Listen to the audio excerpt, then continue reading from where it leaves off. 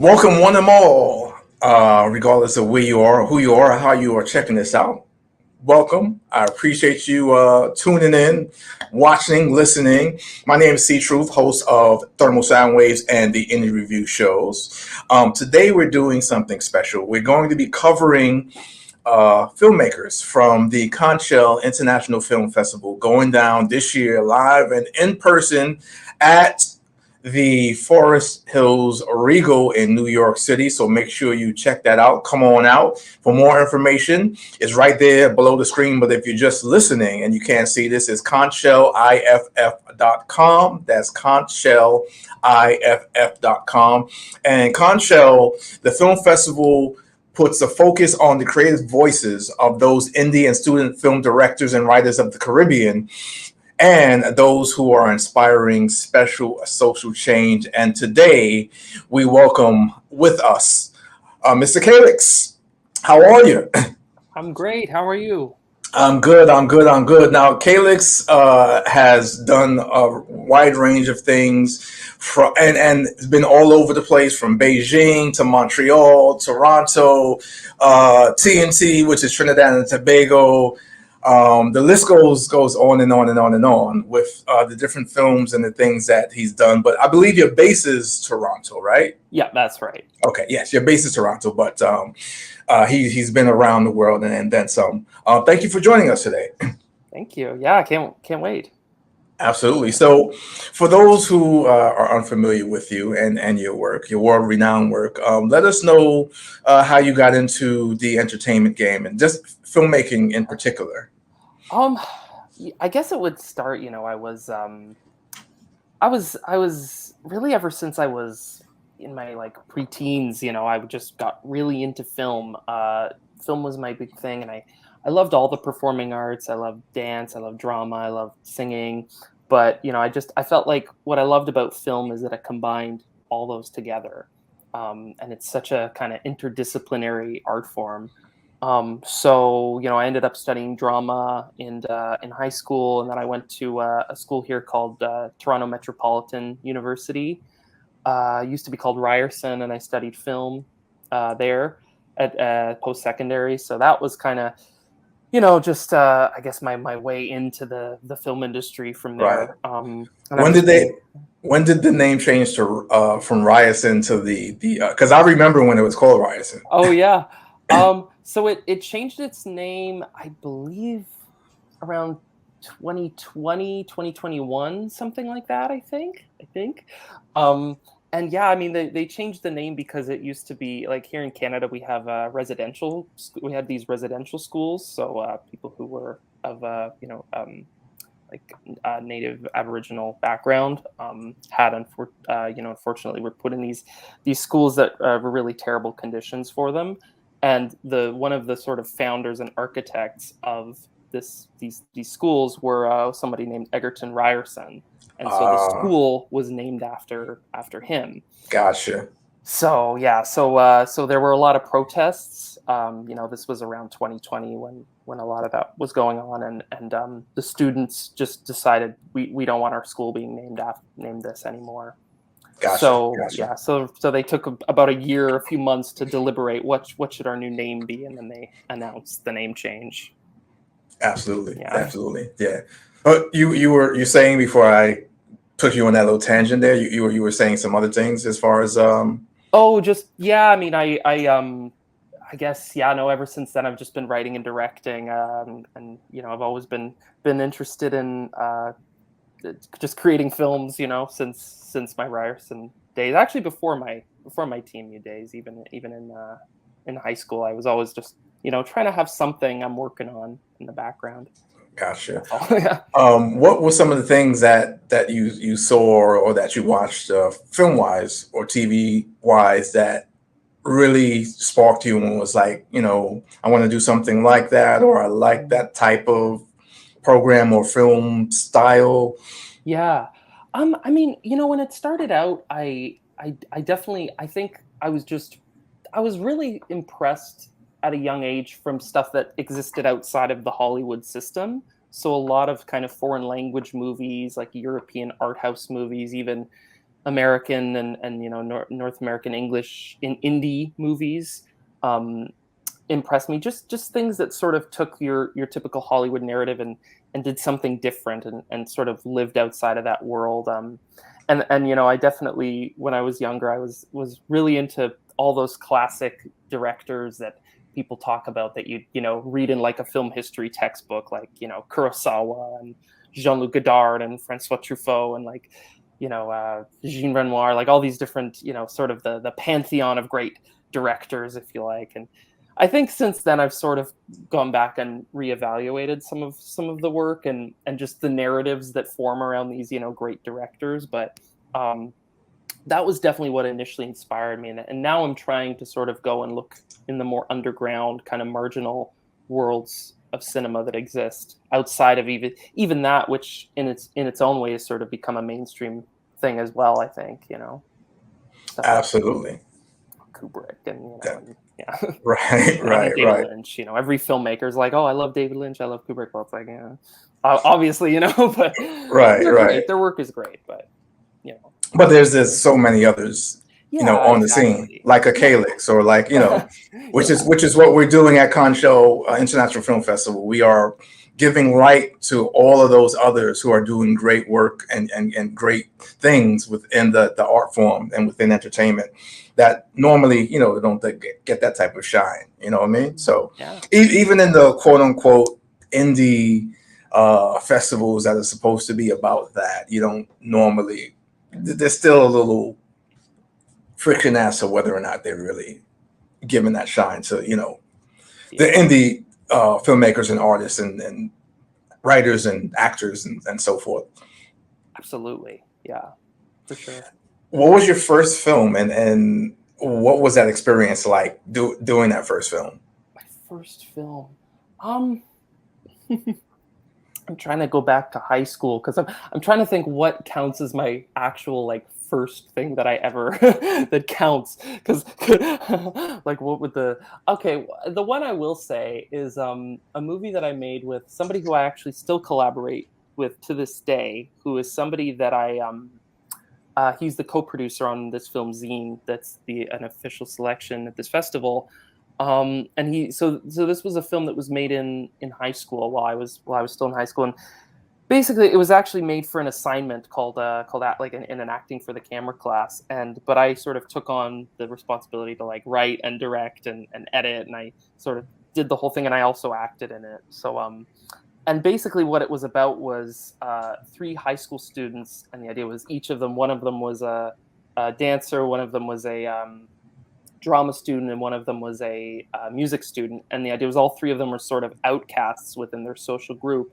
And I wanted to sort of, in that film, I wanted to highlight how, as a high school student, sometimes students felt, even though they were technically part of a group, they still felt isolated and cut off, and maybe just misunderstood, but also maybe not really treated with respect by their peers. And just like highlighting, so I based it on 3 different students that I knew. One of them was kind of me, because I sort of drew from my own experience, but I didn't play that character. I played a character totally different from myself. And the idea is all 3 of them sort of, it was almost like inspired by like The Breakfast Club, that movie, where each character is sort of in their own world and in their own like social group, but they all are exploring. They find that connection in sort of their separateness, their otherness. And that film felt great to make that film, to answer your question. Sorry, I went on a tangent there, but to answer your question, that felt great because it felt like I was using like this vessel of film and exploring, the shots and the technical side of it and the storytelling side of it, how to craft a great story. That's one side of it. But the other side of it too was I'm using this storytelling medium to like share a message and point out like a social issue almost that I, in a very small scale, obviously within the context of a high school, I'm using that to sort of speak about something that concerns me and about something that affects me, and sharing it with like an audience. And it was super cool actually, because I got to take that movie and share it with a lot of my peers. Like we screened it as sort of part of the course. So it was great because it was like the audience that I was making that film for, like I got to directly communicate it to them, you know. Gotcha. And it was great. So it was a great experience. Yeah, and it Definitely. helped set me on my course, you know. Yes, indeed. For those who are just now catching this or tuning in or just watching from here from this point, we are talking to Calyx, filmmaker, who's going to be featured in this year's Conchel International Film Festival, happening live and in the flesh. No screens, nothing like that. We're going to be out and about. Forest Hills, Queens, New York City, different panels and things and screenings and such. And you can talk to filmmakers, writers, directors like Calyx who will be there. You know, maybe you might be in his next project. Or maybe there's something you can add that he's looking for as far as off screen, you know, on screen or production. You know, you never know. That's why you go to these things, you network, you get out there and you build with all the creatives that are going to be out. For more information, go to ConchellIFF.com and tell us about Zeen that's going to be featured in Conchel this year. Yeah. So basically, Zeen is first of all, it's a mockumentary, like a mockumentary style. So the idea is that it's a fake documentary that's created, you know.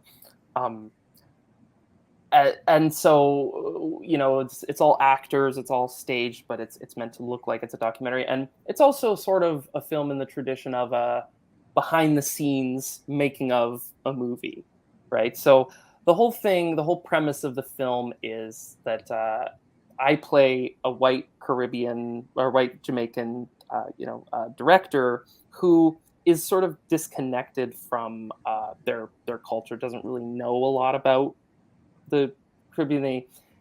To me, in their backstory, you know, they grew up with some privilege. They grew up, you know, really disconnected from any of that, but they want the sort of social points of having made this film about, you know, a very earnest, dramatic film about, the Caribbean experience. And so they've hired a cast and crew of Caribbean actors who really do understand the culture to make this film.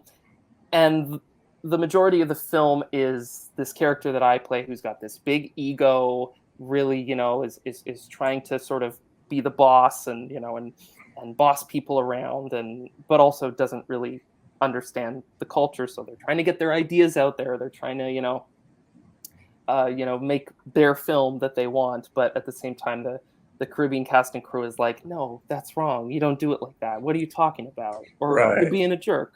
Right. It's a comedy. It's a comedy film. Right. And yeah, and I mean, we wanted to also talk about white privilege. I think really it is a film about white privilege, and almost in a sense, I was thinking about this the other day, how the character I play is almost a colonist in a sense. He's of culture, you know. He's sort of trying to take a culture that is sort of his, but not really, and claim it for his own, you know. Right. How much character study went into it? Like, did you actually know some? I mean, I'm sure many people know many people like this, but you personally, like, did you know someone specifically that you could base it on? Yeah, I mean, I will say, first of all, this is actually a character that I played in a lot of videos, like going actually back to high school. I played this character just like in little YouTube videos and things. It was like a character that I'd had before this movie. So I had a lot of backstory and I knew, you know, so much about them, and playing them was just like, you know, putting on a glove. But at the same time, what I almost use this character as like a vessel to sort of point out things in the industry that really bother me, that annoy me, the entitlement that a lot of people sometimes feel as you know, directors, and especially directors are, you know, they're the type of person who are like, oh, well, you know, there's something right there, and it's like, can someone pick this up, please? It's like, well, why can't you pick it up? Because that's not my job, you know. It's like that kind of thing, you know. And it's causing a lot of problems that thing's there, but you know, I'm not doing that. I'm above that, you know. So I have pulled from a lot of different characters and different little interactions that I've witnessed both in film school and kind of the amateur indie world. Right, but right. also, just even behind the scenes, making Yeah. of documentaries by professional Hollywood directors and things. You pull from all of that to kind of satirize the film industry a little. Right.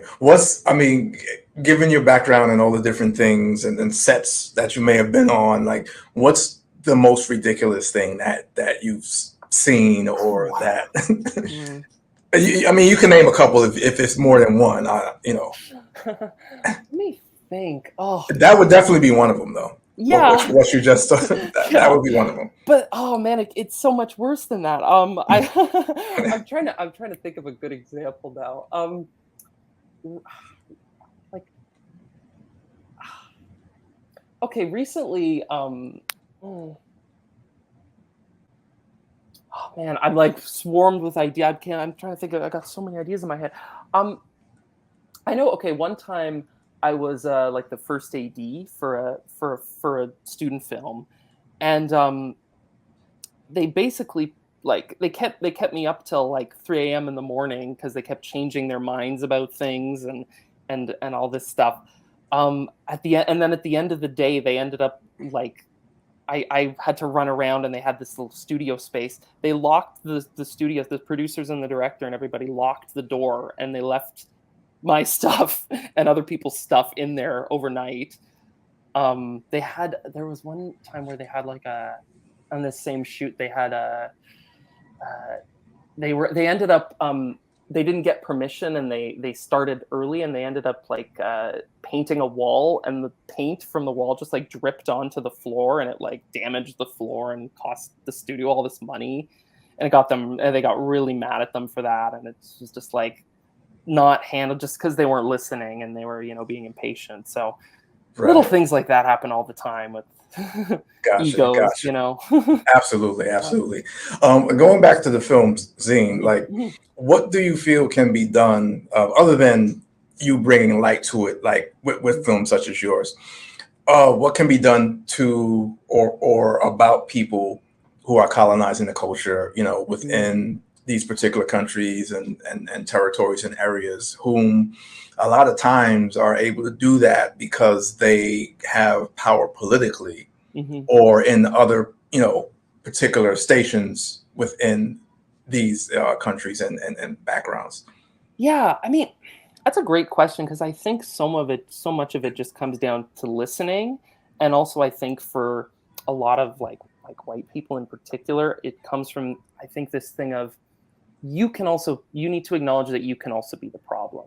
Just because you see yourself as liberal or you see yourself as open-minded and educated, sometimes you can slip up too, and you can be short-sighted on things, and just acknowledging that just because you feel your politics are in the right place and you feel you're you're like it's that classic, oh, I'm not a racist so I'm not the problem, but you do things that you don't even realize you do sometimes, just because you don't have that experience, and sometimes people can say hurtful things.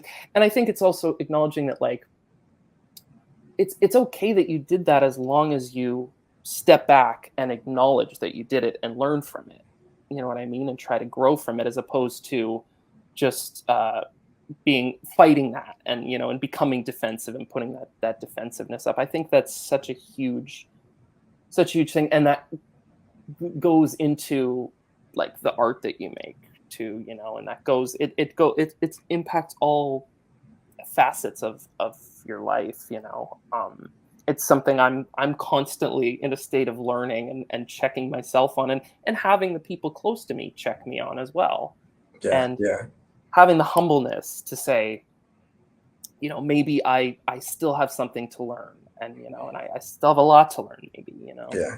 Yeah, well, it's a life issue, and as we have in life, there are different stages of education and different levels depending on where you're at, as an individual and within particular fields of study or fields of work, and things today may not be the same things that tomorrow, and you may be in a different place or stage then than you are now. But as you say, you have to it's a constant evolution.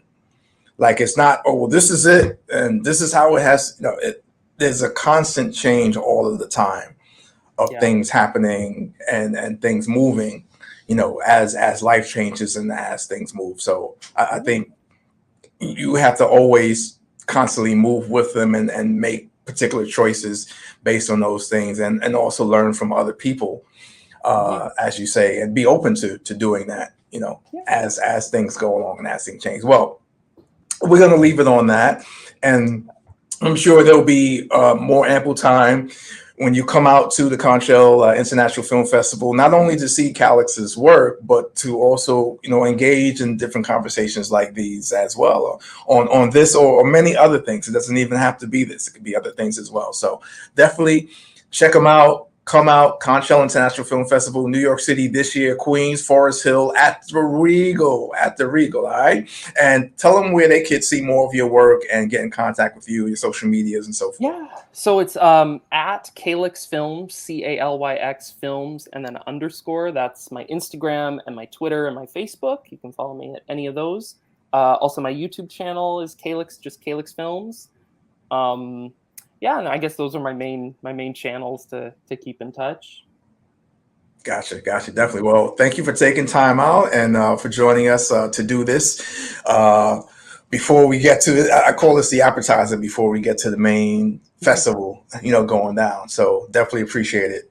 And continued success and continued elevation with what you're doing with your work. Thank you so much. Definitely. Enjoy the rest of your day and evening. You too. Thanks. All right. Yes. Thank you once again, folks, for joining us. We're going to have some more coming down the line, but this is it for this particular segment. Once again, come on out to the Montreal International Film Festival, going down live in the flesh, Forest Hills, Queens, New York City. For more information, CaribbeanTales.com is where you go, and I will see you next time.